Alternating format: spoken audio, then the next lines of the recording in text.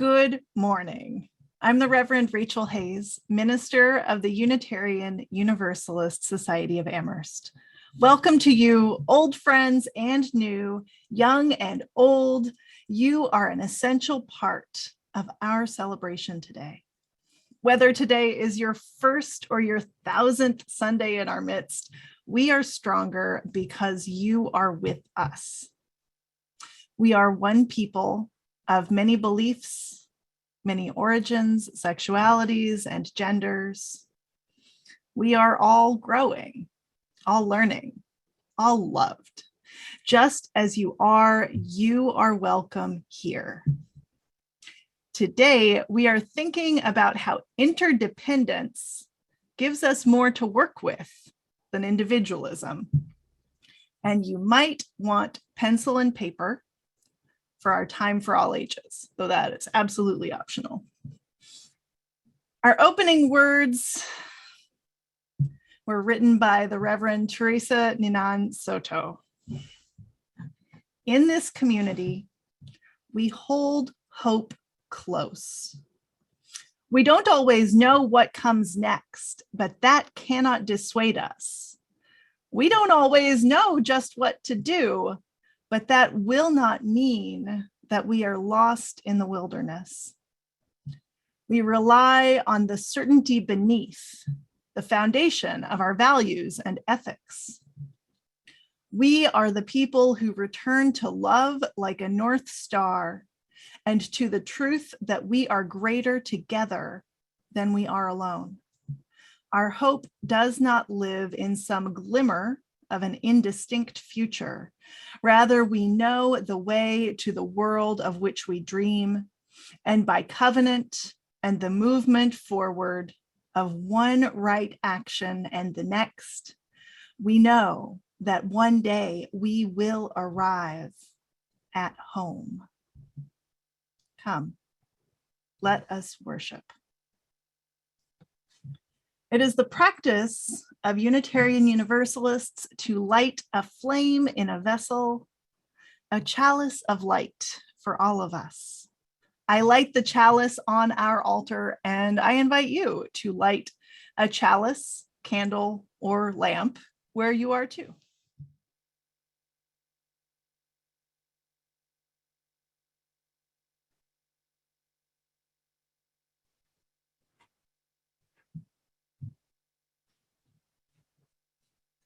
Many of you expressed deep appreciation for the music of the Reverend J.Q. Henry from last week's service.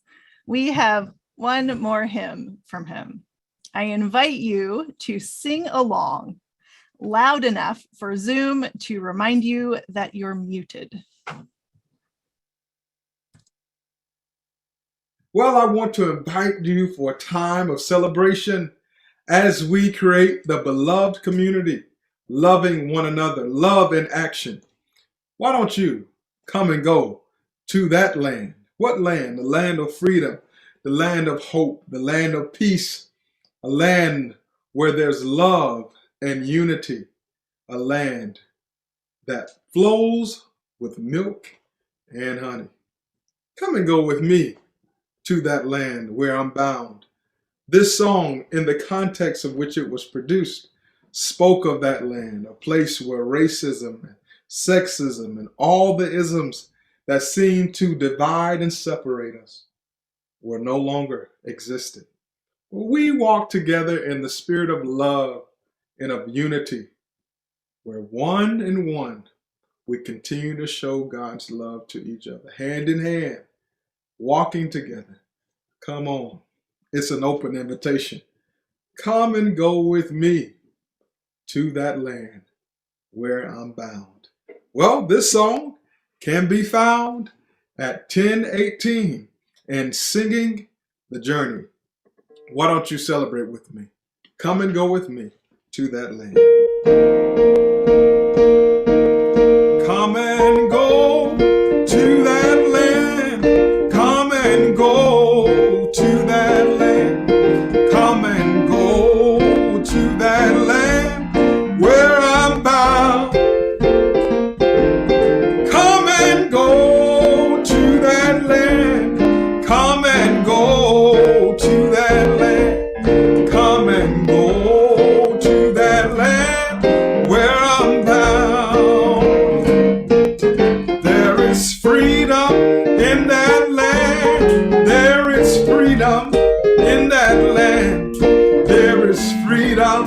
in that land where I'm bound. Well, there is freedom in that land. There is freedom in that land. There is freedom in that land where I'm bound. There is justice in that land. There is justice in that land. There is justice in that land where I'm bound. Hallelujah. There is justice in that land. There is justice in that land. There is justice in that land where I'm bound. Well, and they'll be singing in that land. They'll be singing in that land. They'll be singing in that land where I'm bound. Oh, they'll be singing in that land. They'll be singing in that land.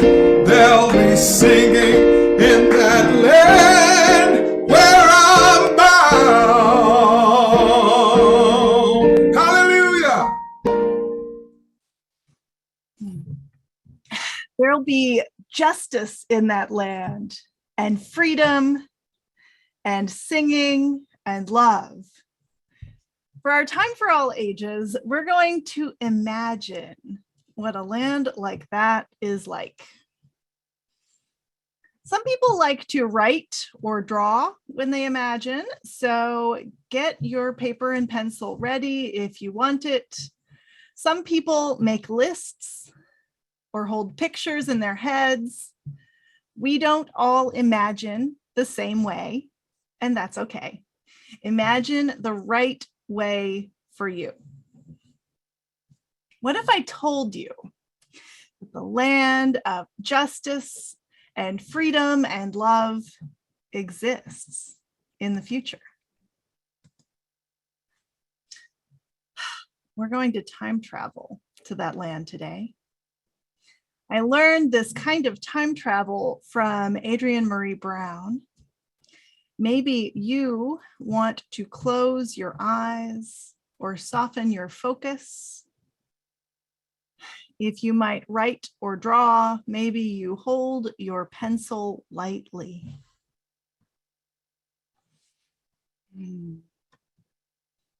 Imagine yourself in the land of justice and freedom.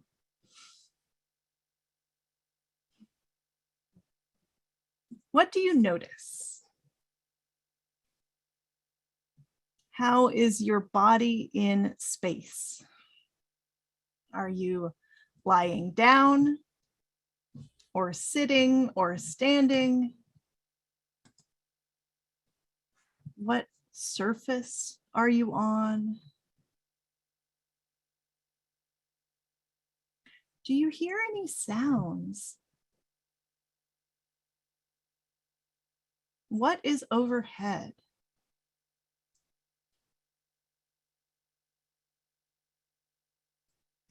Can you see anything as you look around? What do you see? Can you smell anything?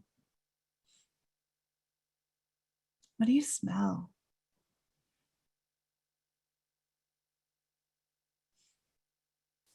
Who is there with you in the land of justice and freedom? What are they doing? What are you doing? Maybe you find a way to participate, to help, to do a thing together. It's amazing what people can do when they work together. Someone comes up and offers you something to eat or drink because you've been using energy working together. Something delicious. What is it? What does it taste like?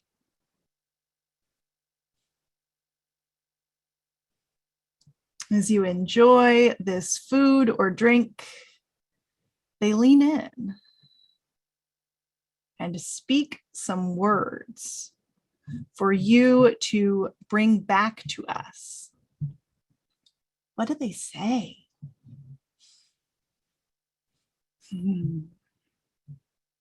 Take one more moment to enjoy this land of justice and freedom. You can visit it whenever you need to. And when you're ready, come back to today. Take a breath in and out, and in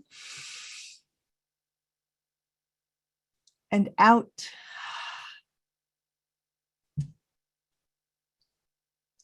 Welcome back. The year is 2022. We're working on justice and freedom, but we're not there yet. We have each other. You might want to put on gallery view and see each other instead of just me. If it feels right to you, I invite you to share the words you carried back from the future. You're welcome to type the words into the chat if you choose, and I'll read some of them out for us. If you're not typing today, that's okay too. We're all still breathing. Here are some words from the future. Love shines. Nice of you to join us.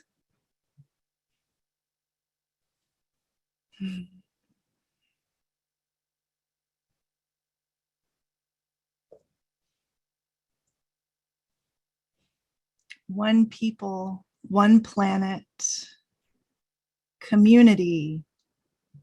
You helped build this land. You are good, valued, and heard. Safe, calm, surrounded in beauty, greeting everyone with a smile. We are all loved.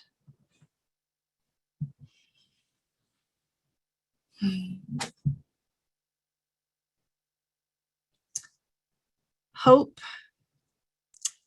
is time travel. Words might keep rolling in and they'll be there for us to go back and revisit. Hope is time travel. We take energy from the future we want and use that energy to make the future happen. We aren't just wishing, we're learning how to be part of building that future. And it will take all of us to do it. If you made a picture this morning, or a really cool list or anything, if you made a picture or wrote something and you want to share it, you're very welcome to email it to me. Kyle's just put my email address in the chat, and I would be really excited to see and read the things that came to you in this imagination.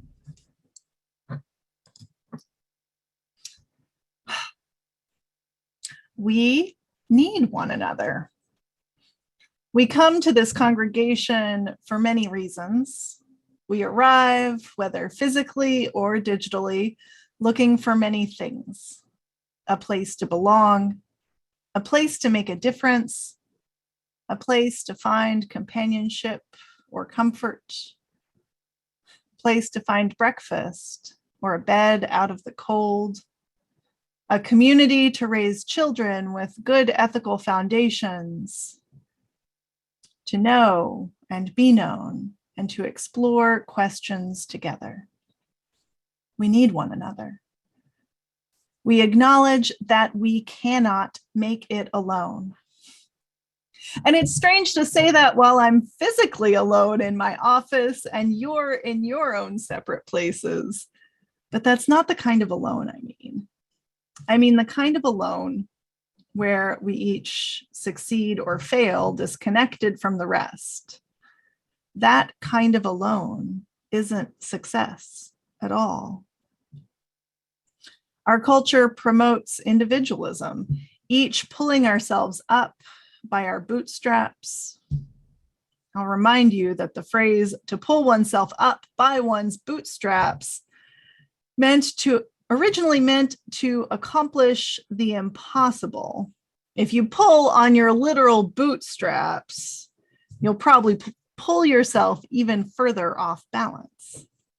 Now the phrase is used to mean a scrappy self-reliance. But what had to happen to us for this denial of our interdependence to become a virtue? Individualism is a characteristic of white supremacy culture, that body of work developed by Tema Okun and Kenneth Jones. It affects people of different races differently, but all of us reckon with white supremacy culture, either consciously or unconsciously. Individualism is not the same as having inner resources like perseverance or self-confidence. Individualism is the denial of connection to other human beings and to the whole interconnected web. A lot of us have seen this story play out. When something begins to go wrong, we implode with almost a self-saviorism. Only I can fix it. Only I know what to do.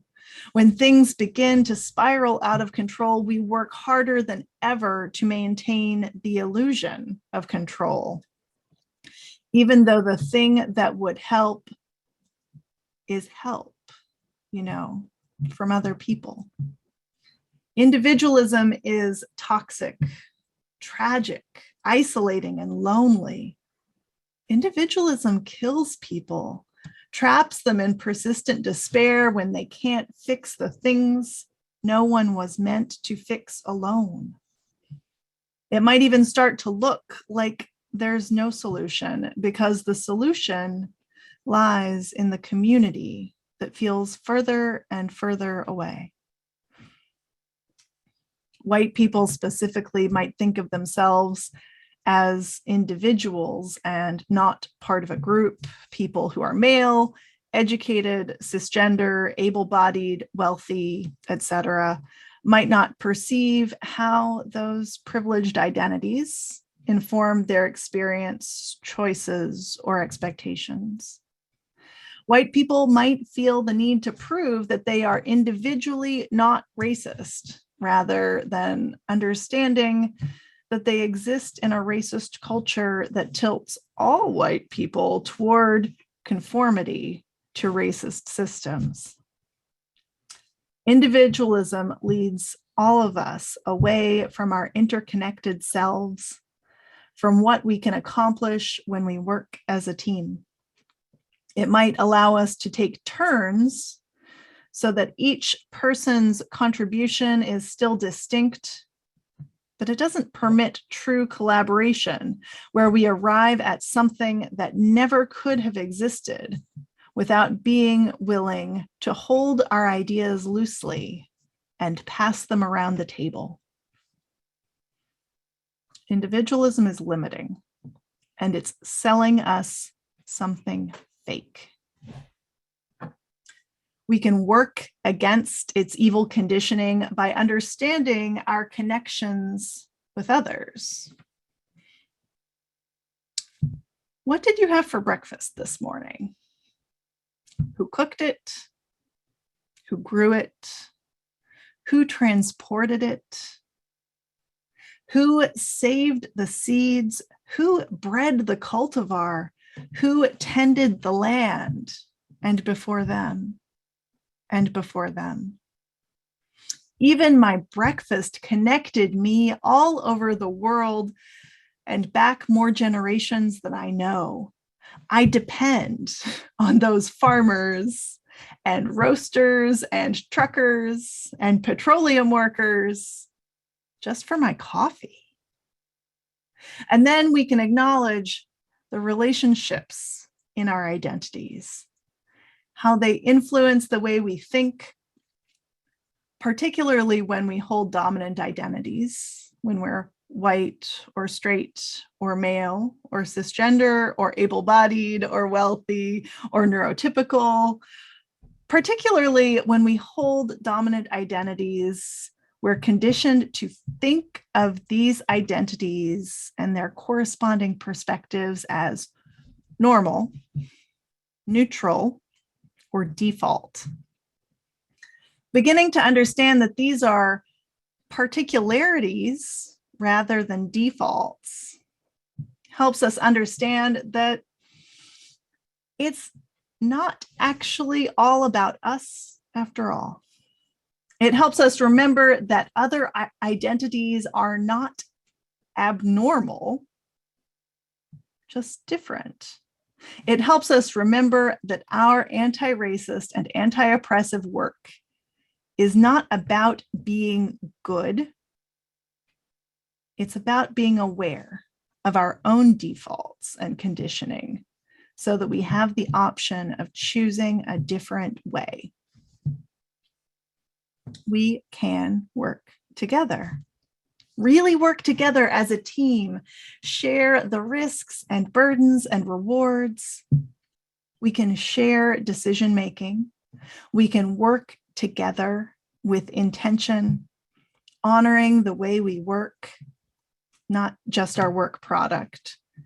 We can grow the leadership of the group, not just the individual who happens to be in front at any moment. And we can honor learning. I can't say how each of you individually is doing at these things. I don't know, and it's not the point. What I know is that this congregation gives us the opportunity to practice these things in collective, to put down patterns of individualism and do life together. This is why I believe in congregations. In our congregation, none of us have to be perfect. And what you can offer is something we need. We don't all have to be good at running the Zoom or singing the songs or knowing the right thing to say to someone with a broken heart. We don't all have to make the breakfast potatoes or clean the vents or write a personnel manual. But together, we've got this, and we'll stay connected and stay together.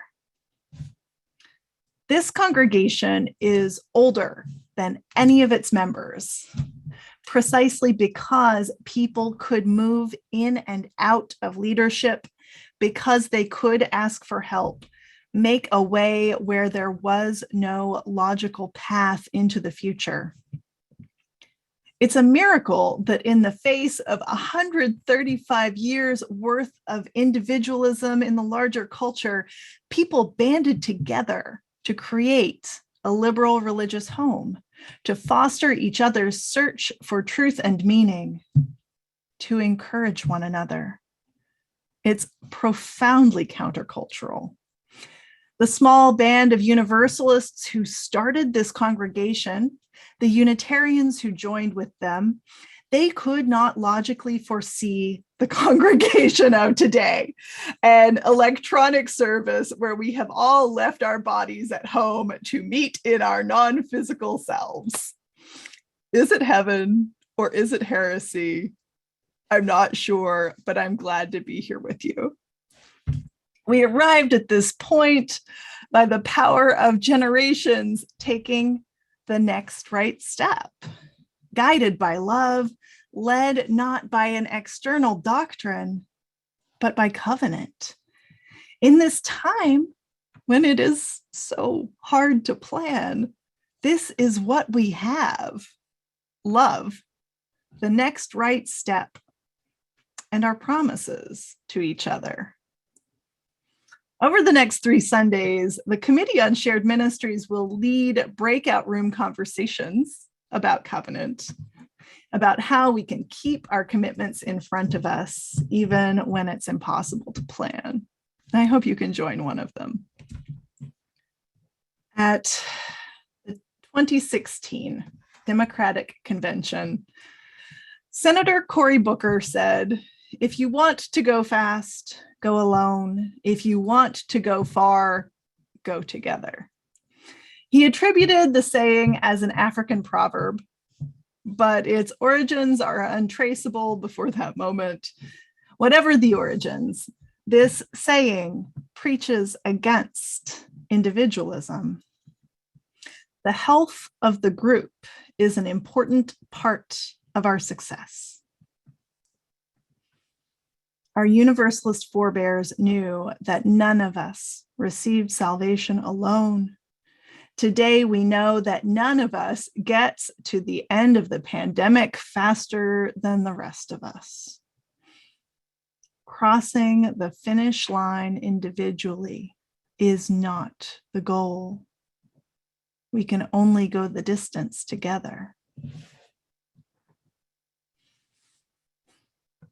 If you are on our mailing list, you will receive a pledge form in the mail soon, if not already. We're asking you to think hard and pledge what you can for the support of this congregation. Our pledge goal covers keeping up with inflation in our staff salaries, keeping our religious education programming strong when our children and youth have been through so much, and all the normal things like internet, electricity, and everything it takes to make this place go. This year has been hard for all of us. And I know it's been hard financially for some of us. If that's the case for you, please let me remind you that we don't want your rent or grocery money. We don't want you to delay medical care to contribute to our annual pledge drive. We want you to give as generously as you can, whether that's $5 per week or $15,000 over the year. And aside from monetary goals, I have set a goal for this pledge drive of 100% participation. We're raising pledges for next year, but we're also working toward the next 135 years. I know next year will be wonderful because this congregation is wonderful. We show it by our connections. We show it in our stewardship of the society. We show it by feeding and housing our neighbors with Craig's Doors and other local organizations. We show it with the listening ears and helping hands of the pastoral care team and caring circle. We show it by sharing our offering in a culture that tells us to look out for number one. We look out for one another and our neighbors so that we might be part of building that land of justice and freedom that we hope for and build together. We are interdependent. We are interconnected. As we get ready to end our time together, I invite you to rise in spirit for this closing blessing. If you'd like the words, they're in the chat. We send our love to those gathered in our circle today, to the larger circle of all beings, to the ancestors who made this day possible, to the generations who will come, and to the earth who nurtures us all. We give thanks. Go in peace.